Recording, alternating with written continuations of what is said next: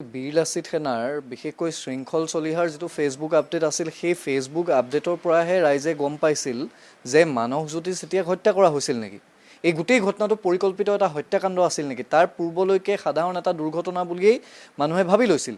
কিন্তু কালি যেতিয়া শৃংখল চলিহাই এটা আপডেট দিছিল, তাৰ পৰৱৰ্তী পৰ্যায়ত যেতিয়া বীৰ লাচিত সেনাৰ কাৰ্যালয়লৈ মানসৰ নশ্বৰ দেহ ইয়ালৈ অনা হৈছিল, তাৰপিছত প্ৰথমজন তেওঁলোকৰ শ্বহীদ হিচাপে বীৰ লাচিত সেনাই ঘোষণা কৰিছিল। এই গোটেই ঘটনাবোৰ পিছত যেতিয়া শৃংখল চলিহাই এটা আপডেট আকৌ দিছিল যে তাণ্ডৱ হ'ব, শিৱসাগৰ তাণ্ডৱ হ'ব, কিয় সেই পৰিৱেশটো হৈছিল?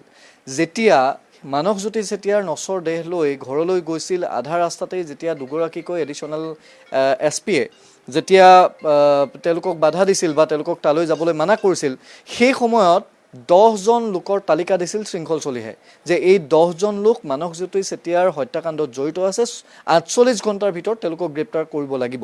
ইয়াৰ পিছৰ যিখিনি ডেভেলপমেণ্ট সেইখিনি আমি আপোনালোকক ক'ম, কিন্তু শৃংখল চলিহাই এই মুহূৰ্তত আমাৰ সৈতে আছে।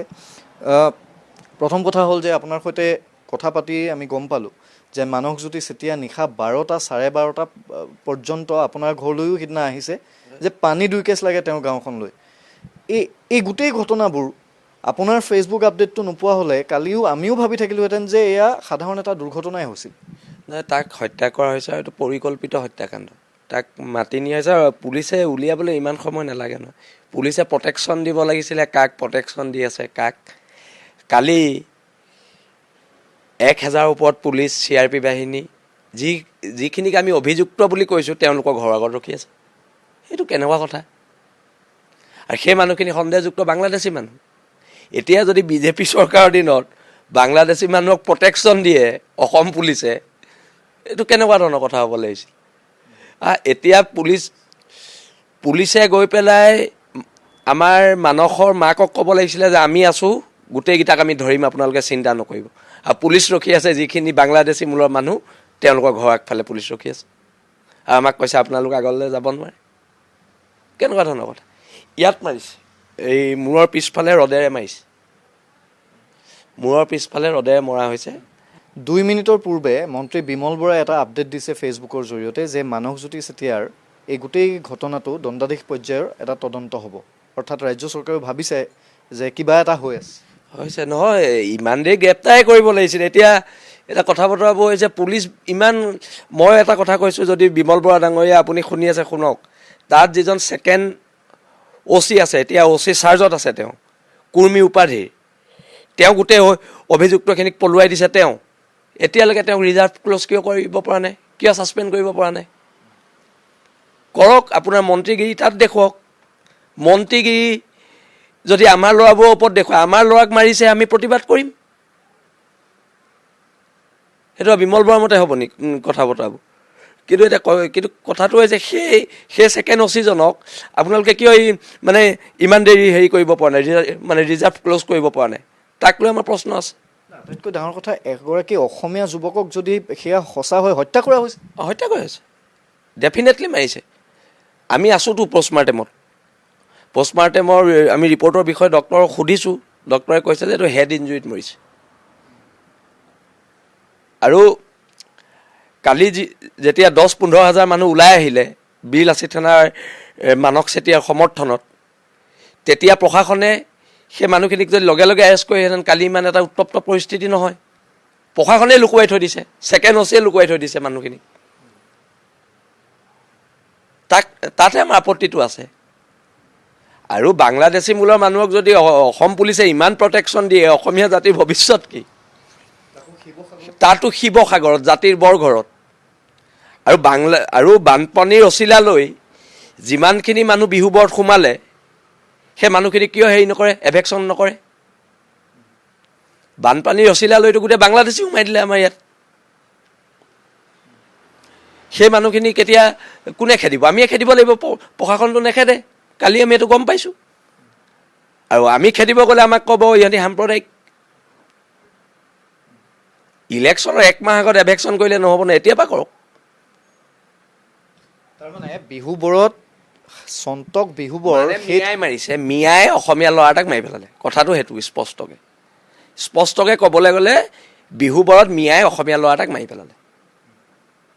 আৰু এতিয়া আমি কি কৰিম? আমি এটা চৰকাৰলৈ ৰ'মনে আমি প্ৰত্যাক্ৰমণ কৰিম? আমি প্ৰত্যাক্ৰমণ কৰিম। আমি য'তেই পাওঁ ত'তেই মাৰিম। সেই কথা বতৰাবোৰ স্পষ্ট। এই গোটেই ঘটনাটো তাত যে এটা বিবাদমান ভূমিক লৈ যে গোটেই ঘটনাবোৰ হৈ আছিল, এই কথাটো আপুনি তেতিয়া গম পাইছিল নে? মানুহে কৈছিল? মানুহে কৈছিলে সেই মানুহজন গৰীয়া সম্প্ৰদায়ৰ মানুহ, খিলঞ্জীয়া মুছলমান মানুহ, গৰীয়া সম্প্ৰদায়ৰ মানুহ, 95 years, 95 বছৰ। এই মিয়া মাইকী মানুহকেইজনীয়ে সেই মানুহজনক মাৰিছে। আপোনালোকেতো ভিডিঅ'ত দেখিছে, সিহঁতি জাঠি জোং লৈ আহিছে। কালি আমি হাতত একোৱে লৈ যোৱা নাই আৰু পুলিচে লাঠি লৈ পেলাই আমাক বাধা দিছে। আৰু সেই মাইকী মানুহকেইজনীয়ে, মিয়া মাইকী মানুহকেইজনীয়ে যেতিয়া লাঠি লৈ লৈ পুলিচৰ আগত কথা কৈ আছে, পুলিচে ভিডিঅ' কৰি আছে। কি গণতন্ত্ৰ চলিছে ইয়াত, এইটোৱে আমি ধৰিব পৰা নাই। আৰু সেই মানুহজনক প্ৰটেকশ্যন দিবলৈ আমাৰ মানস গৈছিলে। সেই খিলঞ্জীয়া মুছলমানজনক প্ৰটেকশ্যন দিবলৈ মানস যাওঁতে ৰাতি তাক ফোন কৰি মাতি এই স্পীড ব্ৰেকাৰটোৰ ওচৰত তাক ৰদে মৰিয়াই হত্যা কৰিছে।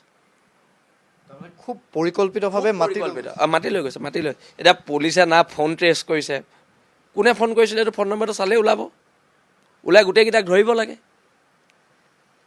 আৰু বাইকখন য'ত পৰি আছে তাৰ পৰা মানসৰ শৰীৰটো পৰি আছেগৈ 80 ফুট দূৰত। আৰু মানসৰ যিখন বাইক, সেইখন স্প্লেণ্ডাৰ বাইক, বহুত পুৰণা বাইক। মই এদিন চলাই পেলাই এই ইয়াত থকা মানুহলৈ তামোল আনিব গৈছোঁ, 40ৰ ওপৰত নাযায় বাইকখন। মই নিজেই চলাইছোঁ। আৰু তাৰপিছত যদি মিয়াই আমাৰ মানুহ শিৱসাগৰত আহি মাৰিবলৈ হয় আৰু অসম পুলিচে ওলোটাই যদি আমাক বাধা দিবলৈ হয়, এই কথা বতৰাবিলাকে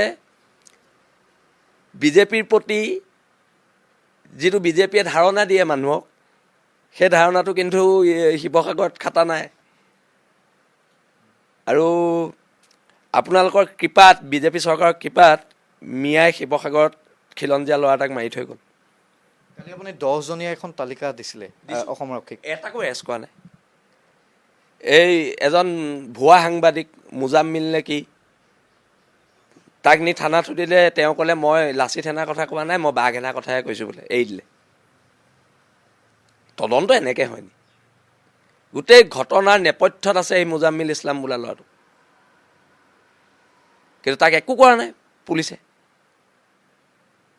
কথা বতৰাবোৰ তাত হৈছে। থানাত মাতি নি সুধিছে, আপুনি লাচি থানাৰ কথা কিবা কৈছিলে বোলে, নাই কোৱা, এৰি দিলে। এইটো কেনেকুৱা তদন্ত আপুনি কওকচোন? আৰু আমি কিবা এটা কৰিলে আমাক NSA লগাই জেলত ভৰাই দিব। নহয়, এতিয়া সোমালে গোটেই বাংলাদেশীয়েই এতিয়া আপোনাৰ বিহু বৰ্ষণ। আমি জাতীয়তাবাদৰ কথা কওঁ, সিহঁতি ধৰ্মৰ আফিম খাই পেলাই কথাবিলাক কয়। কেনেকৈ সোমাল, কেনেকৈ? আমাৰ খিলঞ্জীয়া মুছলমান মানুহখিনিয়ে সোমোৱাইছে, ভাড়াঘৰ দি দি খিলঞ্জীয়া মুছলমান মানুহখিনিয়ে সোমোৱাইছে। গোটেই খিলঞ্জীয়া মুছলমান মানুহখিনিয়ে গোটেই বাংলাদেশীখিনি সোমোৱাইছে। গোটেই ঘৰৰ পিছফালে ভাড়াঘৰ দিছে, আমাৰ মানুহে দিছে, নহ'লে কেনেকৈ সোমাব? আজিতো আমি আমাৰ ঘৰৰ পিছফালে হিন্দু বাংলাদেশী, আমি হিন্দু বুলি ভৰোৱা নাই। যেতিয়ালৈকে ধৰ্মৰ আফিম খাই থাকিব আমাৰ খিলঞ্জীয়া মানুহখিনিয়ে, তেতিয়ালৈকে কিন্তু এদিন খুব ডাঙৰ বিপদত পৰিব। আমাৰ খিলঞ্জীয়া মুছলমান মানুহখিনি এদিন ডাঙৰ বিপদত পৰিব। এই কথা বতৰাবোৰ আমি আগৰ পৰা কৈ আছোঁ। নেপালী খুঁটিলৈ মই আজি এটা দিনৰ পূৰ্বে গৈছিলোঁ। তাত এজন ব্যক্তিয়ে মোক ক'লে যে তেওঁৰ ঘৰটো ইতিমধ্যে থিয় হৈ আছে, তেওঁৰ ঘৰটো ভগা নাই, ভিতৰত পানীয়ে শেষ কৰিছে। তেতিয়া মোক ক'লে যে মোৰ ৱাৰ্ড মেম্বাৰগৰাকীয়ে মোক টিং নিদিলে। মই তেতিয়া তেওঁক যুদ্ধ কৰিছোঁ তেওঁৰ সৈতে, যে আপোনাৰ ঘৰত ইতিমধ্যে টিং আছেই, আপোনাকনো টিনপাত প্ৰয়োজন কিহৰ? বোলে নহয়, মোৰ সন্মুখৰ ঘৰৰ নিদিলে। মোৰ কিয় নিদিলে? ক'লে যে তেওঁৰ আধাৰ কাৰ্ড নাই। মই তেতিয়া কথাবোৰ অকণমান আমি ভাবিবলৈ বাধ্য হ'লোঁ যে আধাৰ কাৰ্ড নোহোৱা মানুহ ইয়াত কেনেকৈ আহে? আপুনি বিহুবৰত গৈ অকণমান এটা চৰজমিন তদন্ত কৰক। বিহুবৰত খিলঞ্জীয়া মুছলমান মানুহ কিমান আছিলে? খুব বেছিছে বেছি 100 ঘৰ আছিলে। এতিয়া বিহুবৰত 7,000 ওপৰত বাংলাদেশী সোমাই আছে। আৰু এই বাংলাদেশীখিনি বানপানী হোৱাৰ পিছত আহিছে, এতিয়া আহিছে। তাৰমানে সাহায্য দিয়াৰ নামত আহিছে। মানে সিহঁতি কি ছিষ্টেমত সোমাইছে নাজানো, কিন্তু সোমাইছে। সেইটো চৰকাৰে তদন্ত কৰক, এৰেষ্ট কৰক। এতিয়া আমি গৈ যদি তাত থকা বাংলাদেশী এটাক এচৰ মাৰোঁ, তেতিয়া ক'ব এখন হিন্দু মুছলমানৰ কাজিয়া হৈছে, নক'ব জানো? তেতিয়া সেইবুলি ক'ব। সেইকাৰণে আমি কৈছোঁ যে অতি শীঘ্ৰে চৰজমিন তদন্ত কৰক। আৰু ভাড়াঘৰবোৰ চব এভেকশ্যন কৰক, চব ভাড়াঘৰ এভেকশ্যন কৰক। ভাড়া আৰু এতিয়া আপুনি শিৱসাগৰত বেটেৰী ৰিক্সা চলোৱা মানুহবোৰ চাবচোন শিৱসাগৰত থলুৱা মানুহ যদি 200 আছে 2000 বাংলাদেশী আছে এতিয়া সেইবোৰৰ ওপৰত আমি এতিয়া একশ্যন ল'ম যিহেতু আমাৰ এটা ল'ৰা মাৰি পেলালে এতিয়া সেইবোৰৰ ওপৰত আমি একশ্যন ল'ম বিধায়ক এগৰাকীওতো আছে এইবোৰ চাব এইবোৰ বিধায়ক চিধায়ক অলপ ভোট লাগে ইহঁতৰ কি কথা আছে হা হিন্দুৰ ভোট লাগে মুছলমানৰ ভোট লাগে বেলেগৰতো কথা বতৰা নাই কিন্তু আমি এতিয়া বেটেৰী ৰিক্সা এগেইনষ্টত একশ্যন ল'ম চবৰে আধাৰ কাৰ্ড চেক কৰা হ'ব আৰু যদি শিৱসাগৰৰ নহয় ইয়াৰ পৰা যাব লাগিব স্পষ্ট কথা এতিয়া আপোনালোকে আৰক্ষীক 48 ঘণ্টাৰ সময়সীমা বান্ধি দিছে হয়। 12 ঘণ্টা পাৰ হৈ গৈছে এতিয়ালৈকে এজনো গ্ৰেপ্তাৰ হোৱা নাই আটকো হোৱা নাই হোৱা আৰু এই ক্ষেত্ৰত মুখ্যমন্ত্ৰীয়ে ক'ব লাগিছিলে যে 2 ঘণ্টাৰ ভিতৰত সকলো এৰেষ্ট হ'ব লাগে এইটো দায়িত্ব আছে চৰকাৰৰ আৰু মই ভাবোঁ MJ নিচিনা মানসৰ নিচিনা এটা ল'ৰাক যোনে হত্যা কৰিলে সিহঁতক এনকাউণ্টাৰ অতি শীঘ্ৰে কৰিব লাগে অতি শীঘ্ৰে এনকাউণ্টাৰ কৰিব লাগে আৰু এইখন চৰকাৰ থকাৰ পিছত জাতি মাটি ভেটিৰ কথা কোৱাৰ পিছত আমাৰ ল'ৰাটোক মাৰি পেলাইছে তাৰপিছত পুলিচৰ এটা গুলি ফুটা নাই তাতে শিৱসাগৰৰ নিচিনা জেগাত পুলিচে নকৰিলে আমি কৰিম আমাক কৰিব দিয়ক না আৰু আমাক বাধা দিবলৈ হাজাৰ হাজাৰ পুলিচ বাহিনী তাত ৰখাই থৈছে কালি আমি অপ্ৰীতিকৰ পৰিস্থিতি সৃষ্টি কৰিব পাৰিলোহেঁতেন কিন্তু গণতান্ত্ৰিক ব্যৱস্থাটোৰ মৰ্যাদা ৰাখি আমি এইবিলাক কাম নাই কৰা কালি পুলিচ যিমান তাতকৈ বেছি বিল আছে তেনে সৈনিক তাত আছিল কিন্তু আমি এই গণতন্ত্ৰৰ ব্যৱস্থাটোৰ প্ৰতি সন্মান জনাইহে এইখিনি কাম কৰা নাই অতি শীঘ্ৰে কৰক নহ'লে আৰু শিৱসাগৰত উত্তপ্ত পৰিৱেশ হ'ব কালি 15,000 মানুহ ওলাইছে পৰহিলে 30,000 মানুহ ওলাব কথাটো এনেকুৱা আপুনি বাৰে বাৰে বিহুবৰৰ এই যিগৰাকী ছেকেণ্ড OC যিগৰাকী SI তেওঁৰ কথা আপুনি উল্লেখ কৰিছে তেওঁ কেনেধৰণে গোটেই ঘটনাটোত জড়িত মোক সেইটো অঞ্চলৰে এজন মানুহে ফোন কৰি কৈছে যে ছেকেণ্ড OCয়ে তেওঁলোকক বেলেগ জেগালৈ শ্বিফ্ট হ'বলৈ কৈছে অভিযুক্ত আৰু তেওঁ বোলে তাতে গৈ ৰাতি ভাতে পানীয়ে মালে চালে খাই থাকে বোলে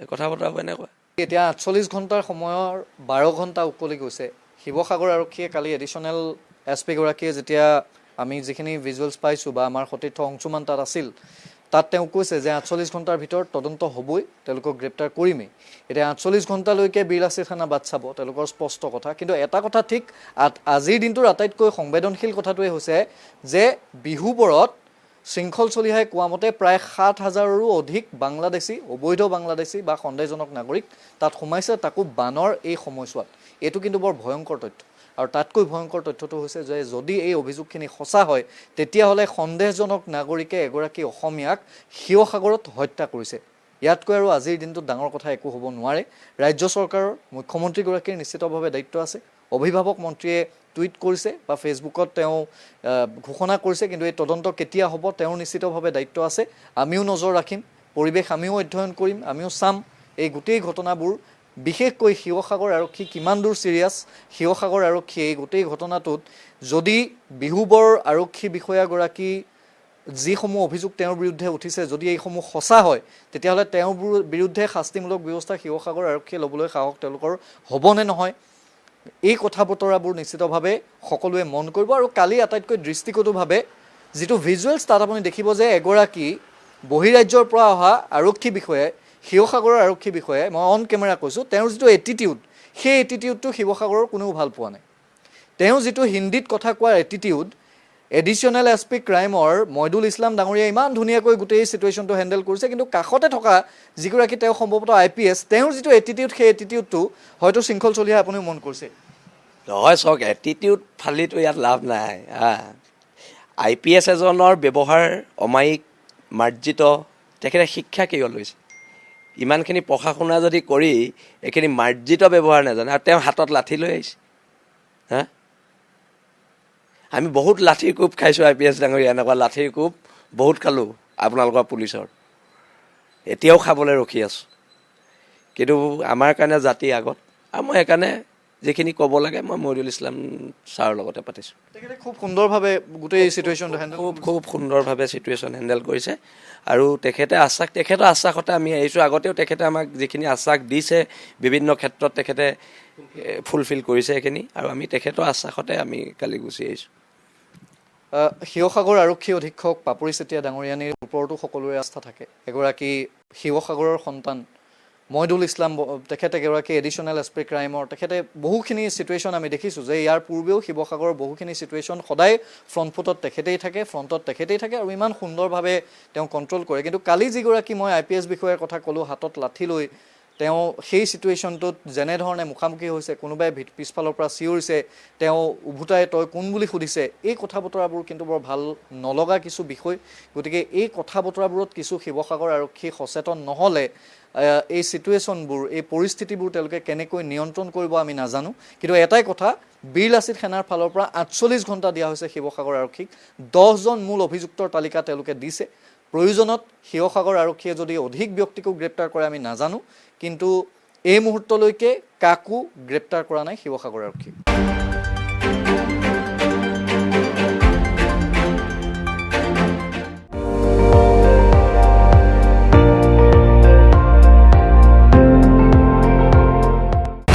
আপুনি চাই আছে ND24, সৰ্বশ্ৰেষ্ঠ নহয় সৰ্বোত্তমৰ দৌৰত।